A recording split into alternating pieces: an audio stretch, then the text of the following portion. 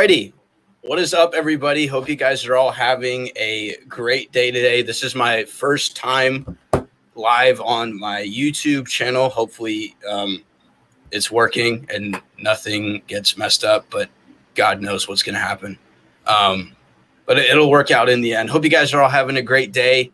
Thank you guys again for tuning in. If you're tuning in now live or if you're tuning in later, leave a comment and like and subscribe to my YouTube channel. And today I am joined by a very special guest, Jarrett Bailey. Jarrett, what's going on, man? Not a whole lot, mate. How are you? Good, doing good. It's 108 degrees where I'm at right now. So yeah, you mentioned that. The entire West Coast seems to be getting torn up by a little bit of a strong heat wave. So I do not envy you in that sense. So hopefully you're staying as cool as you possibly can. Oh yeah, definitely. We're trying here. We're doing our best. Nevertheless, there's still content that needs to be made, and we're going to be going through some topics today. So the first thing that I want to talk about with you is from your profile and from what I've seen, it seems to me like you're a Steelers fan. If that's safe to make that assumption. Yeah, it is safe to assume. So I just want to ask you just real quick, what do you think are some of the expectations for the Steelers next season? Obviously, they finished 12-4 last year, didn't have a great game in the first wild card round matchup against the Browns. In a tougher division in the NFL, what do you think are some of the expectations for the Steelers next season? Everything comes down to two things, and that's going to be the offensive line and the secondary. So, David DeCastro just getting released. Rumors are that he's pondering retirement due to an injury that plagued him last year. Bringing in Trey Turner to replace him and kind of fill that hole. But the rest of the offensive line, it's basically brand new. Kendrick Green's going to be the new center because of Marquise Pouncey retiring. Matt Filer left for the Chargers. Al Villanueva they let go, who's now a Raven.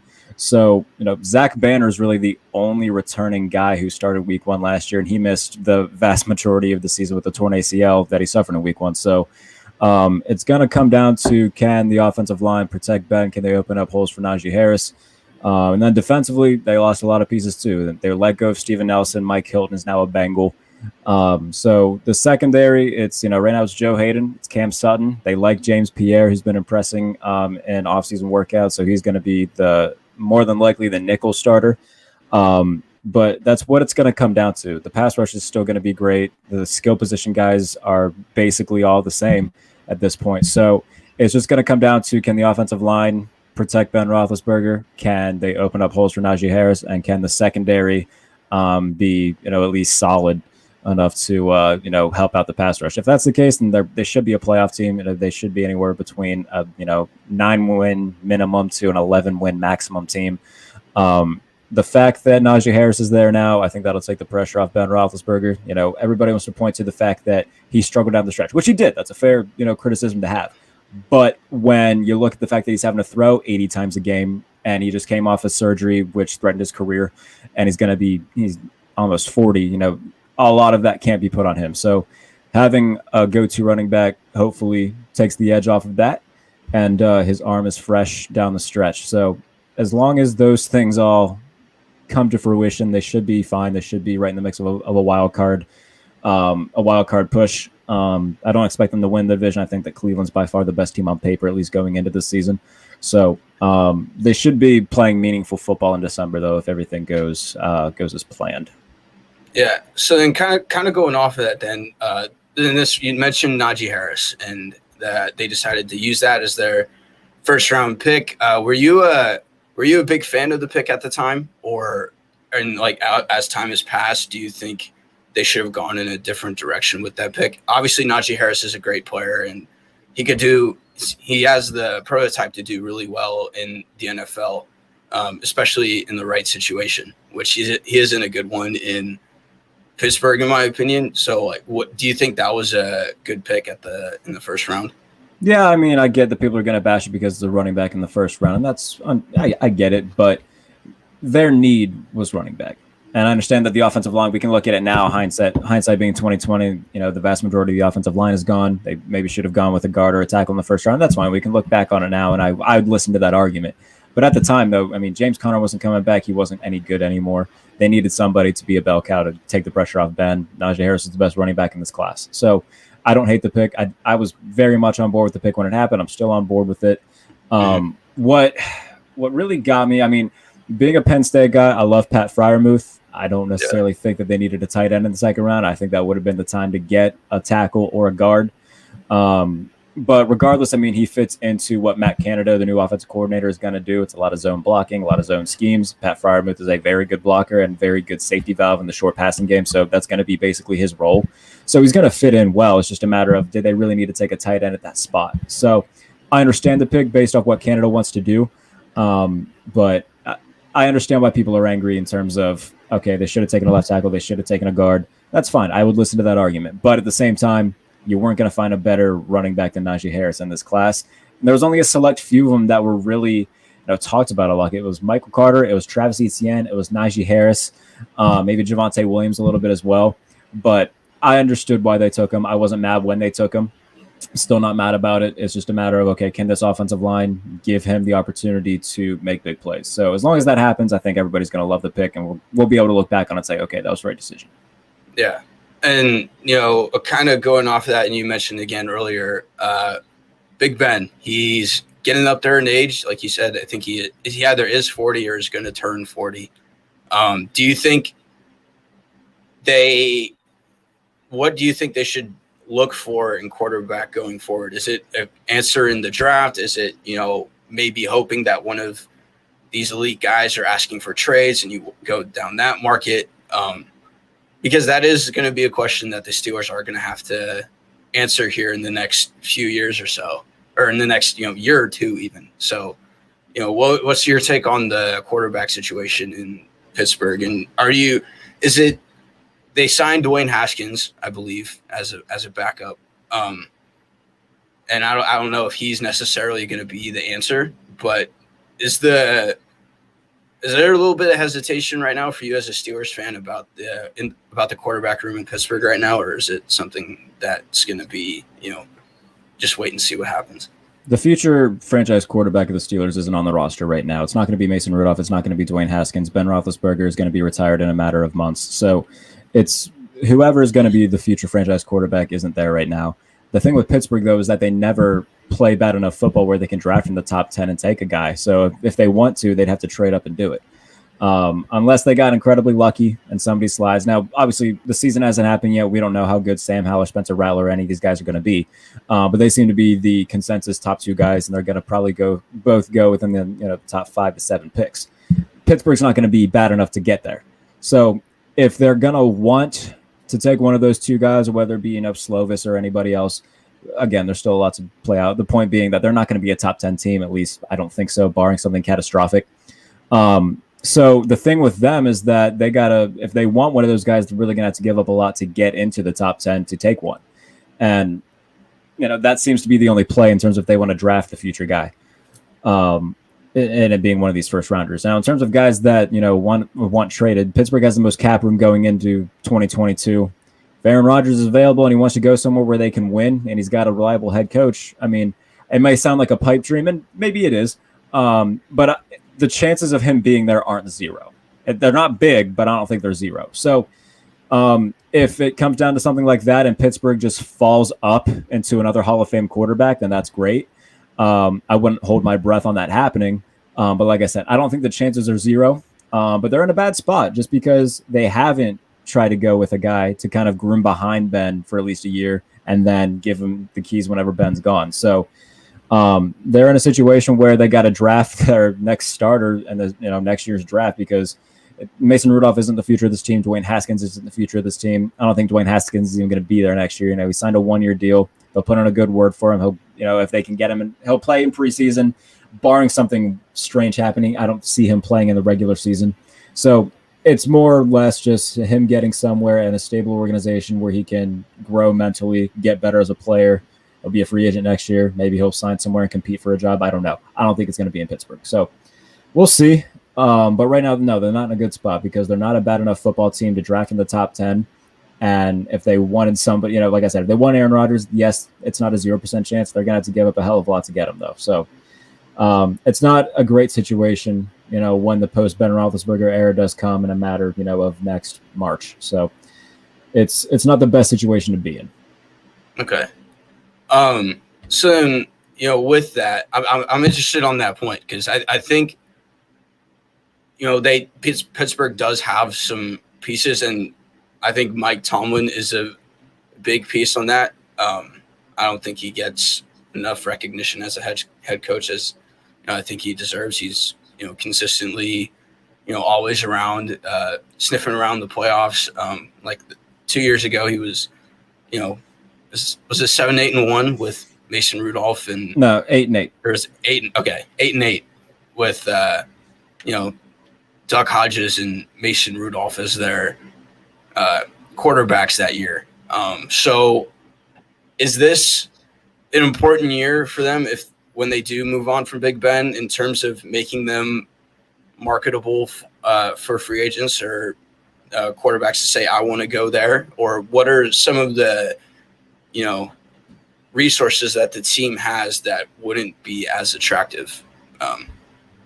Yeah. I mean, in terms of their team, it's already a marketable place. It's one of the more historic franchises in, the league's history. Mike Tomlin's a top 5 head coach and guys want to play for him. And the thing with that is, Aaron Rodgers has been linked to, okay, maybe he wants to go to Denver. Maybe he wants to go to Vegas for whatever reason. Well, the thing that's come back to Aaron Rodgers is that, is he going to look to the sideline if Mike Tomlin tells him, hey, let's do this? He's not going to look to the sideline and tell Mike Tomlin, like, no, we're not going to do that, and then go do whatever he wants at the last scrimmage. Mike Tomlin's a respected head coach. He's won a Super Bowl. He's been in 2. He's played against Aaron Rodgers in one of the Super Bowls. So it's not as if Aaron Rodgers is in Pittsburgh, he's going to have a head coach that demands respect and that will respect him. He's going to have a bunch of really good skill guys around him. He's going to have a great defense. And he's going to be able to win now. In terms of things that you could want, those are the big 3. So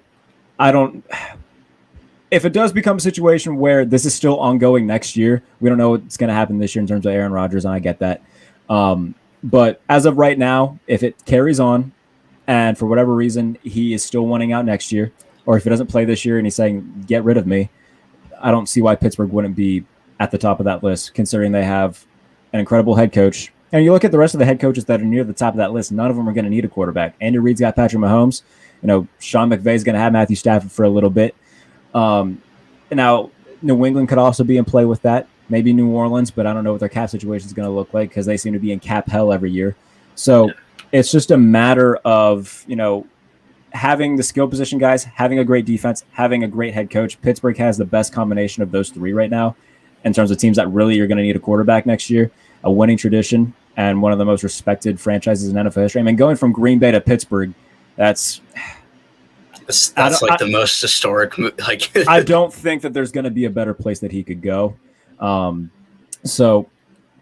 And now obviously that's a Steelers fan's dream at this point, is to just be able to follow up into Aaron Rodgers. And again, I'm not saying there's a ginormous chance that happens, but I don't think it's not 0%. So in terms of things that guys could want, especially like respected veterans and among the elite quarterbacks in the league, Pittsburgh has just about all of it. I don't think there's too much negatives that go into being on the Steelers roster. So they're going to have money next year. They still have to extend Minka and TJ Watt. That's going to take a decent chunk of change. But other than that, those are really their only 2 guys that they need to extend. I don't think Juju's going to be back after this year. He only signed a 1-year deal.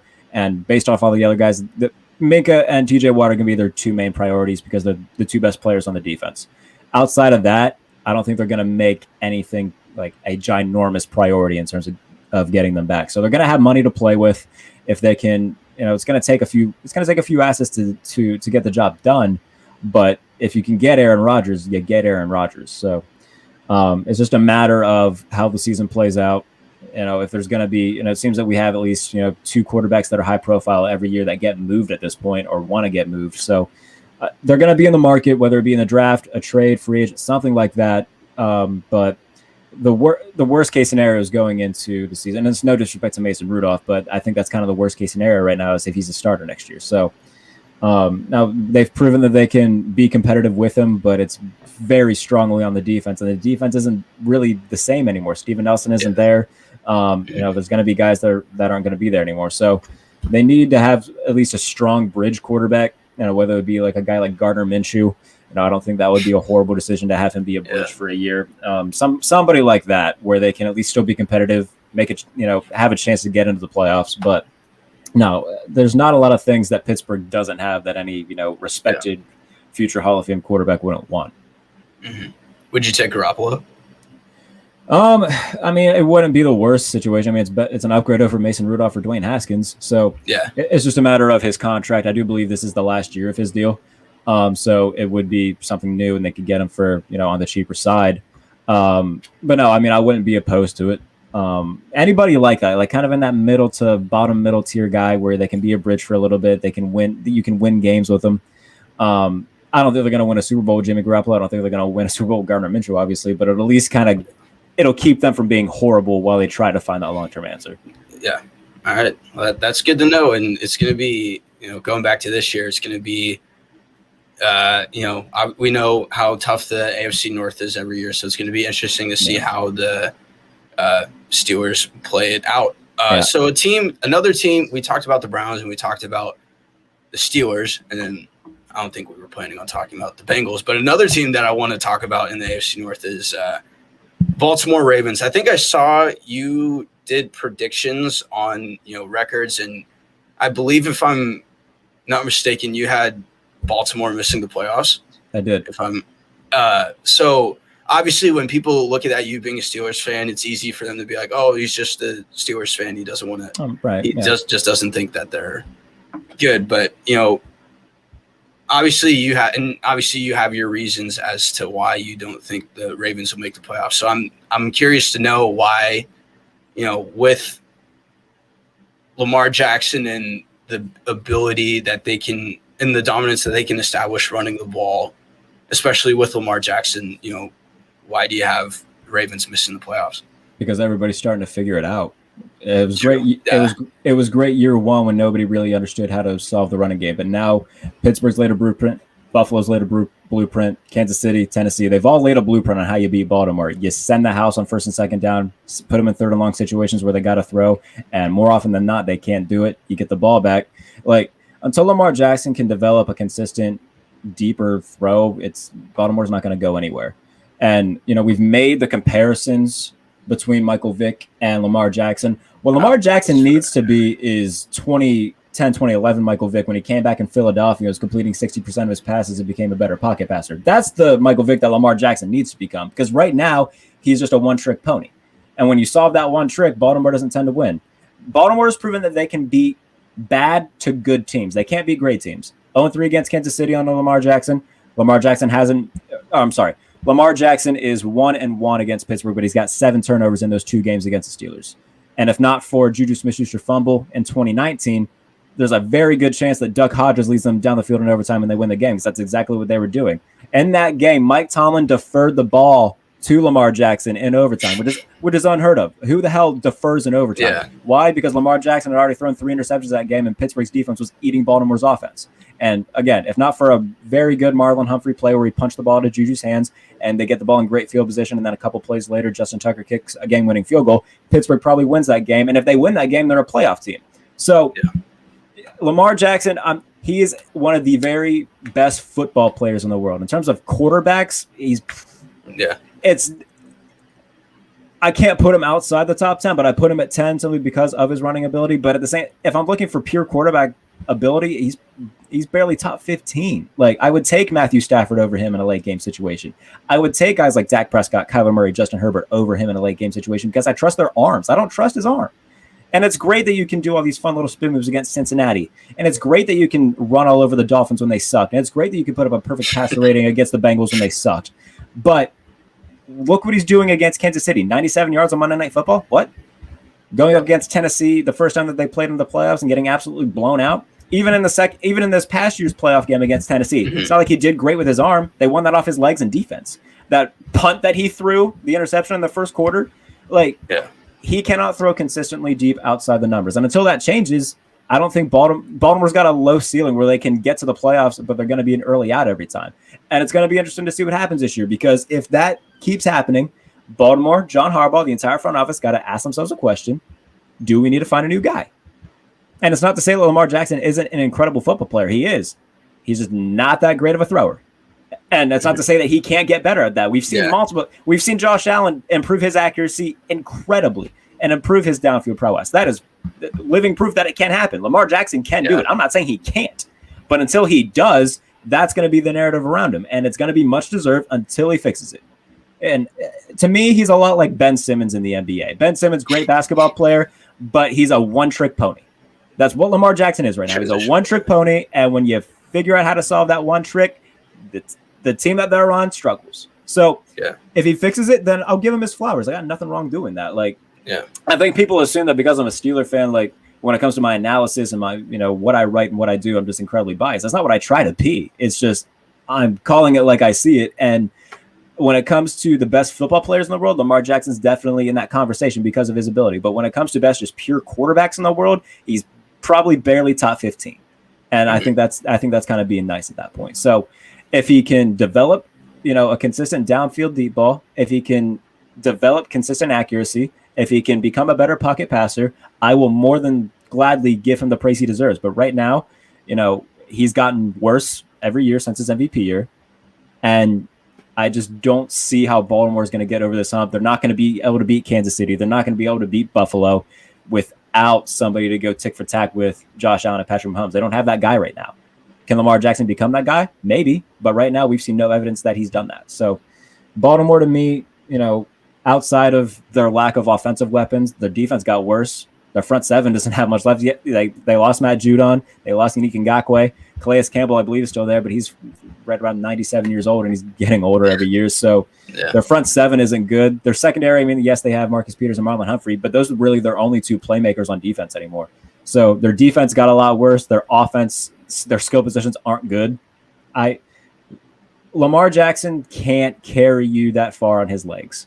They got a tougher schedule this year, and he's going to get exposed. So, like I said, if he does get better this offseason, develops a cannon, and is clearly much improved, I will gladly admit I'm wrong. That's fine. But as of right now, I've got no reason to believe I'm going to be. Yeah. Do you think the additions of Sammy Watkins and Rashad Bateman are going to potentially could help Lamar Jackson kind of unlock that, deep ball a little bit? Or is it, it doesn't really matter what he has. He's still the guy that still has to make those throws, if that makes sense.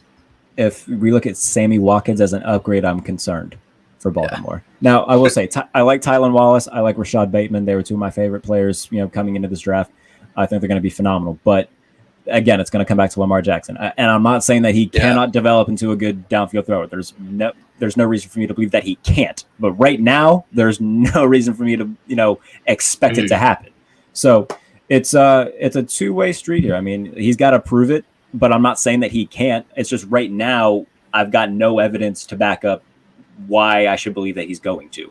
So hopefully the additions of Bateman, hopefully the additions of Tylan Wallace. I'm not worried about Sammy freaking Watkins. No offense, Sammy Watkins.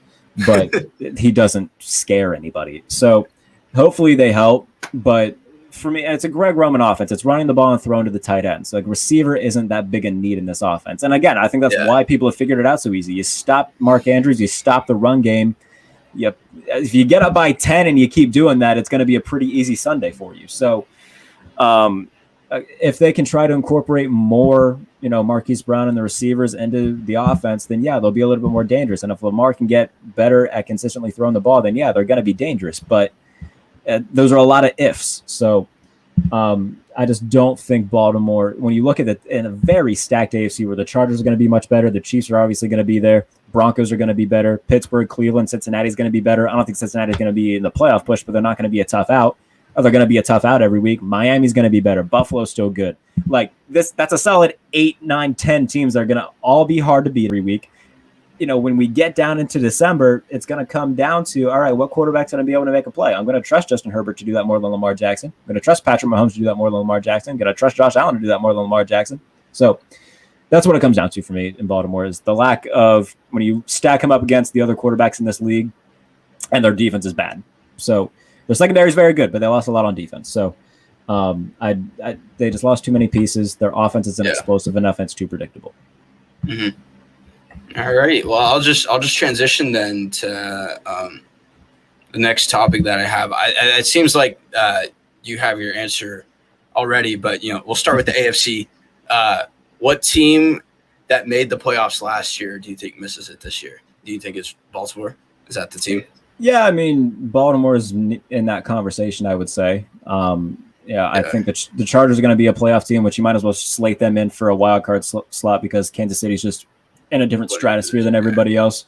So I think they'll be either the 5 or 6 seed, and then Pittsburgh will be in the conversation. Miami will be in the conversation.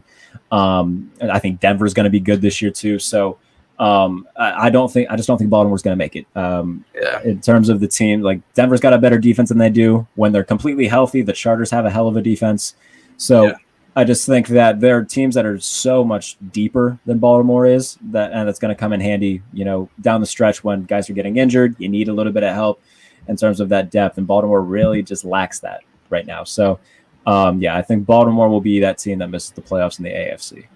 Yeah, I'm going to go with it.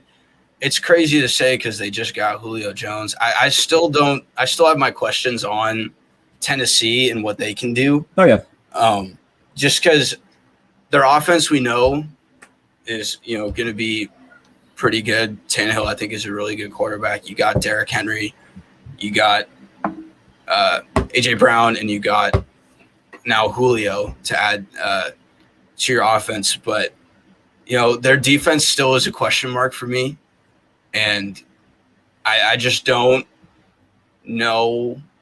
Yeah, then that division kind of seems like, for me, it seems a little more open than what people I think are maybe could be thinking. Obviously, I think the Colts are going to win that division, but we don't know what Trevor Lawrence can bring, and if he is as good as what we believe he can be, I think they could be a sneaky team in the playoffs. I don't think they will, but I think they could, kind of be like a more, I guess, enhanced Cincinnati in a way and kind of cause some trouble to those different teams. And, it doesn't, and I was considering, just because they have Deshaun Watson, Houston would be in that conversation, but I don't even know if he's going to play for them. So I think they could just be, the AFC South is kind of up in the air right now. I do think Indianapolis wins the division. I think the first thing that I did on like going game by game and releasing their predictions, I think I had Tennessee going 8-9. So I don't think they're going to make it either. And look,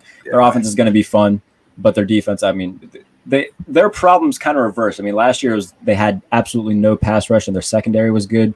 Then they lost their top 3 cornerbacks, and then they signed Danico Autry, they signed Bud Dupree. Now they've got a solid front 7 in terms of a pass rushing rotation, but now their secondary is just a giant question mark. I love Caleb Farley. If he stays healthy, I think he's going to be very good.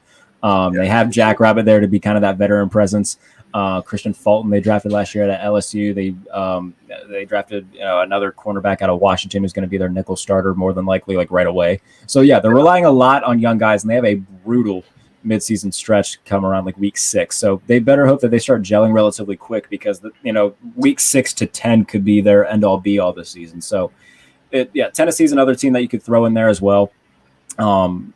It's just Tennessee, they're banking a lot on their secondary really gelling. And I will say this, I believe in Tennessee more than I believe in Baltimore. Just because Tennessee's offense is going to be absolutely atrocious. And I mean that in a good way. They're going to be disgusting. It's going to be a lot of fun to watch. It's just a matter of can their defense keep points up? Because that was their problem last year. Their offense was good, but they got in a lot of 41-37 wins and stuff like that. So their defense needs to be better. They have a pass rush now. Hopefully Bud Dupree is good. Hopefully Danico Autry can contribute. But their secondary needs to gel relatively quickly. And I think there's going to be growing pains early on in the season, but I think they would rather have it at that point than when they're facing, Buffalo, the Chargers, the Rams, Kansas City back to back. So for their sake, I hope that they get it together, and I hope that they, figure out things relatively quick, because if they don't, it's going to be, a very long season. Yeah. I have them, fighting for, that 7 or 6 seed with the Chargers, because I just don't know what, to expect health-wise from the Chargers. Like you said, if they can get those they can get their secondary, specifically Derwin James, if he can stay healthy and they can get most of their guys healthy on the defensive side, who knows, how much higher of a level Justin Herbert could play at.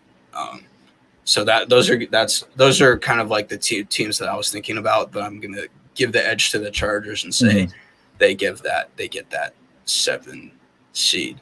So now what about the NFC? Who misses it? I'm trying to even think who made it last year in the NFC. Jeez, Louise. So Pittsburgh or Green Bay was the 1 seed. New Orleans was the 2. Oh, New Orleans isn't making the playoffs. Absolutely not. New Orleans is not making the playoffs. I'm New Orleans too. They're Jameis Winston, bless his heart. I mean, if anybody watches Laces Out, Kurt and I, my co-host Kurt Homser, the first year that we did it was 2019, and we had literally an interception tracker on the show. And when Jameis reached 30 interceptions, we threw a party on that episode, and it was great. But yes, everybody who follows me, who watches me, reads what I do, they know how I feel about Jameis Winston. They know how I feel about Taysom Hill. None of them are going to lead the Saints to a playoff berth in that division, where Tampa Bay is bringing back literally everybody, and they have an entire year and a less pandemic ridden year where they're going to have a full offseason to kind of gel. The Panthers are going to be better. The Panthers are going to be very much better. I cannot wait to see what they do. So I don't think that, right now they've got the 4th and 5th best quarterbacks in that division. Tom Brady's still fantastic. Sam Darnold is finally getting a fair shot in this league. Matt Ryan is still playing well, and then it's Jameis and Taysom Hill, whoever comes out the starter there. And I don't believe in either of them to really get the job done. So their defense is good. I do not believe in their quarterback situation. They don't have the skill guys to get it done. It's really Alvin Kamara, Michael Thomas, and a bunch of guys. So New Orleans, God no, New Orleans is not making the playoffs. Yeah, I'm with you for those same reasons. And, along with that, I think there's going to be a lot more NFC teams that are going to be, better to compete more in that wild card race. I think, like you mentioned, Carolina, I think is going to be a sneaky team that not many people are going to be. Yeah, I think they're going to be on their radar, but I don't know if it's necessarily now, but like maybe in a year or two with seeing how Joe Brady can work with Sam Darnold. You obviously have DJ Moore, who's a stud. And the thing with DJ Moore, he's going to be pretty much exclusively from the slot now, which is a problem because he's ginormous and he's a beast. And he's a great route runner. So they're going to have Robbie Anderson. They're going to have, a bunch of other guys on the outside. They're going to put DJ Moore in the slot. I'm trying to think of why can't I think of the other receiver who they're going to put on the outside right now? I'm really having. It's not Curtis Samuel anymore. It is not Curtis Samuel, who is now a member of the Washington football team. But they did draft somebody else, and I'm really blanking on who it was. I believe it was somebody from Clemson. If I'm not mistaken. No, let me pull it up. Yeah, definitely. That's going to bother me. I cannot remember who it was a good receiver for the Terrence Marshall. Yeah, Terrence Marshall. He wasn't from Clemson, was he? He was LSU. LSU. Yeah. So they got Tommy Tremble too, tight end. So yeah, I mean they addressed really all of their offensive needs where they didn't really have any tight end help. They addressed that. Their offensive line got a little bit better defensively. They brought in Hassan Reddick, who played under Matt Rule at Temple. Because the Cardinals, for whatever reason, decided to let him go to bring in J.J. Watt. So, I mean, they got better defensively. They got a lot of really young, really good guys in defense. Brian Burns is really good. Their secondary is really getting a lot better. They drafted J.C. Horn as well. So, Carolina's going to be fun. And, if not this year, it's 2022 could be the year of the Carolina Panthers getting into the playoffs and trying to make some noise. But they're going to be fun this year. I think they're going to be playing meaningful football in December. But the point being that, no, the Saints will not be making the playoffs. Yeah, I don't think so either. For me, it was between Chicago and the Saints, but I like Chicago's chances more about getting into the playoffs. The thing with Chicago is that it depends I just don't know who they're – as it usually does, it's going to depend on the quarterback play. And, Justin Fields could start as early as week 4 against the Lions or as late as the middle of the season against Pittsburgh on Monday Night Football. So it just depends on how good Andy Dalton plays. It depends on how long of a leash they give him.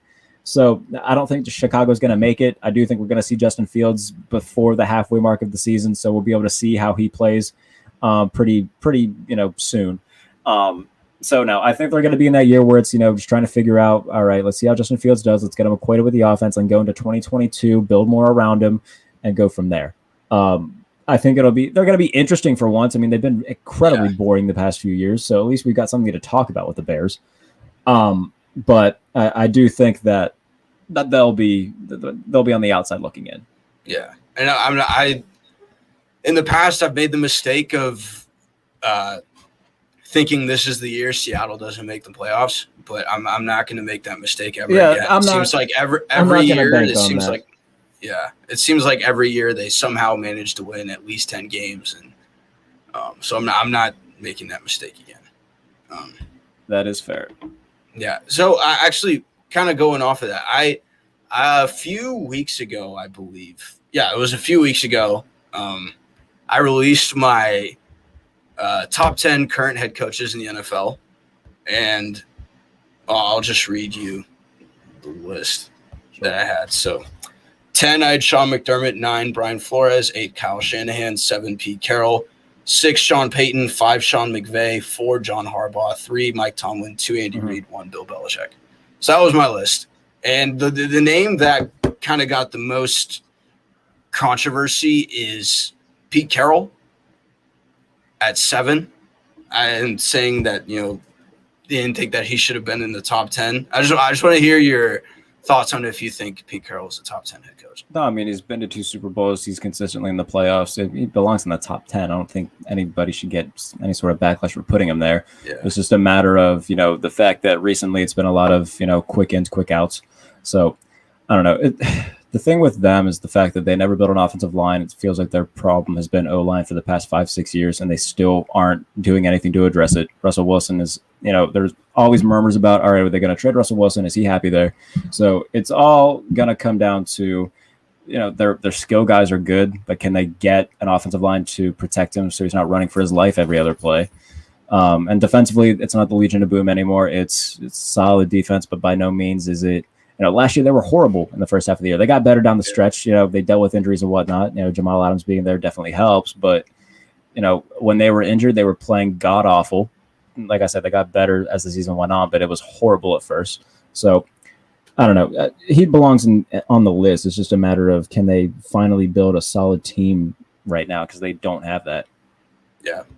And part of the reason why people thought he shouldn't have been a top 10 head coach is for the fact that they were saying that they feel like he's limiting Russell Wilson and limiting, what he can do with the offense, because he is more suited towards a, run and defense, and to feel like he's holding him back. But, right. To that, I was just saying, I could be wrong here, but it didn't seem like to me that the whole letting Russ cook thing worked throughout the whole year.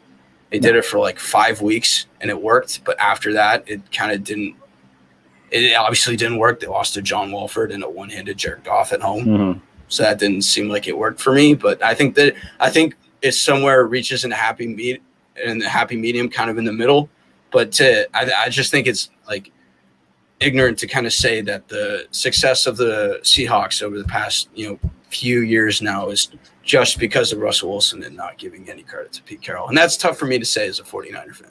I think a lot of that comes back to the play call against the Patriots in the Super Bowl, where you could have just gave it to beast mode and won 2 in a row. And there's going to be people that are still going to be salty about that. And that's, it's whatever. But no, Russell Wilson starts, it seems to be a trend every year where he starts off incredibly hot and then he plays the Rams and he has a god awful game. And then it just goes back and forth where he plays great and he plays not so great. So I think that they need to get a reliable run game, which they haven't had in a long time. Chris Carson's good. It's just the offensive line isn't. So if they get, a balanced team around him, it'll be fine. Russell Wilson, the whole thing early on was that, he's carried by a good defense. And now it's, okay, Russell Wilson has very much proven himself that he can carry a team. It's just he needs help. So hopefully they do that for his sake, because there's a reason why there's murmurs about him wanting to be out of Seattle. So we'll see. It's a weird situation with the Seahawks. Yeah, definitely. So this will be our last question. We'll do a little bit rapid fire here to give you some extra time for wherever you need to go. Sure. So I'm going to ask the reverse question now. Who makes the playoffs this year that missed it last year? We'll start in the NFC. Mine answer is going to be obvious, being a 49ers fan. I think the 49ers are back in the playoffs this year. I think it's a must-win season for them. Like, they got to have a winning season, in my opinion. Not necessarily go to the Super Bowl, but they have the team to do it, and they have the head coach to do it. And, it's a tough division, but I think we're going to see Trey Lance sooner rather than later, and I think it's going to be a benefit for the team. So I think the 49ers are going to be back in the playoffs. I would say like a 5 or 6 seed somewhere in that area. No, I think San Francisco would be a playoff team. I think Arizona's a team that could also make some noise. I wouldn't be shocked at all if all 4 teams in the NFC West made the playoffs and just the NFC West had all 3 wildcard spots. It's going to be a tough division. It's by far probably the toughest division of football. I mean, you can make a conversation about the AFC North, but all 4 teams with real playoff hopes this year, that's the only division that you can really say that about. So I think San Francisco will. I think Arizona might. Just depends on, all right, can Arizona's defense keep getting better? Can they play consistently well offensively? Because we've seen games where Kyler Murray goes off. Now we see games where they crap the bed against San Francisco like they did last year. So it's just a matter of staying consistent down the stretch. Now, granted, no team is perfect. No team plays 17 perfect games. But especially down the stretch when the Cardinals could very well have lost 5 straight games, if not for the Hail Murray against the Bills. I do think that if they develop a little bit more consistency, a little bit more defensive prowess, they can be a playoff team. So I would say San Francisco, certainly. Arizona, maybe. Okay. And then AFC.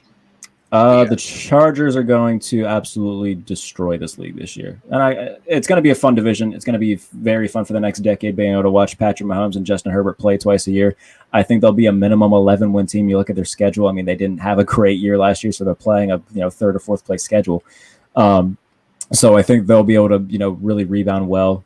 Staley coming in, defensive-minded head coach. Hopefully Derwin James can stay healthy. That defense is still really good. Mike Williams, Keenan Allen, Austin Eckler. Sure, they lost Austin Hooper, but that core of skill guys is still really good. So I do think that the Chargers are going to be that top wild card spot and make the playoffs this year. Yeah. I'm going to go with New England. I think they are a team that makes the playoffs next year. It's hard for me not to, as the same way you feel about the Chargers, I feel the same about the Patriots. I just think just all the weapons that they got and the players that they have coming back after opting out, and Bill Belichick is still there, and I'm still a big Cam Newton guy, and I believe in his ability. That makes one of us. And it's gonna be a tough. That's a tough division too, with Miami there, Buffalo there, and why am I blanking on the 4th team? Jets. Oh, never mind. But yeah, I'm gonna go with New England. I just think it's to me, it's a boring pick. Yeah. But. New England, I don't think is going to make any sort of noise this year. Personally, I mean, really, Cam Newton, to me, the thing with Cam Newton, like we treat him the same way we treat John Gruden. We give him such a pass for an MVP year that he had, but that was such an albatross compared to the rest of his career. He's never been consistently accurate. His arm's absolutely shot. He had 8 touchdown passes last year to 10 interceptions. And everyone is to point out, well, Jared, he also had 12 rushing touchdowns. How many of them were from inside the 5? He's 6'5" and 900 pounds. I hope he can run 5 yards and get a touchdown. Like, look, I don't have a personal vendetta against Cam Newton. It's just annoying that people act like he's one of the greatest quarterbacks of all time. He's one of the greatest specimens of all time, don't get me wrong. But quarterback, like, he's never been consistently accurate. He's got a cannon for an arm, sure. It's just not accurate. And I do I'm not going to buy into the fact that Nelson Aguilar and Kendrick Bourne are the missing pieces in New England's offense. They're going to run the ball. They're going to run the ball 80 times a game and hope to throw it as little as possible because they don't really have the quarterback to really do it right now. I think we see Mac Jones sooner rather than later this season. I really do. I don't think Cam is going to – no, I just don't believe in Cam anymore. He's a shell of his former self. At this point, he's more of a nostalgia factor. Same thing with John Gruden. We give him a pass for a Super Bowl. Everybody wants to talk about, okay, John Gruden, still a good head coach, won a Super Bowl. Cam Newton gets all right, won an MVP, must be a good player. No, like, he had the one great year when North Turner was his offensive coordinator. Everything else – those are the things you need to pay attention to. I'm not going to assume that one great year surrounded by 8, 9 average years. Like, I'm going to assume that that's who he really is. And he kind of proved that last year. And I get the fact that they had a bad receiving core, but great quarterbacks overcome that. Cam isn't really a great quarterback. He's just a great specimen, a great sized human being who is powerful, and his arm just isn't what it is anymore, or isn't what it used to be in terms of the power that he has. It's not accurate. I do not think New England does any. I still think they're the 3rd best team in that division. Yeah. Well, either way, it's going to be a fun season, and that's going to do it for us today. Jarrett, thank you again for taking the time to do this, man. I really appreciate it. Thank you for everybody that tuned in or is tuning in on the YouTube channel here. I'm going to keep bringing you guys some content, some different special guests, all that good stuff. And yeah, thank you guys again. Appreciate it. Like, comment, subscribe, do all that good stuff. And have a great day. Peace.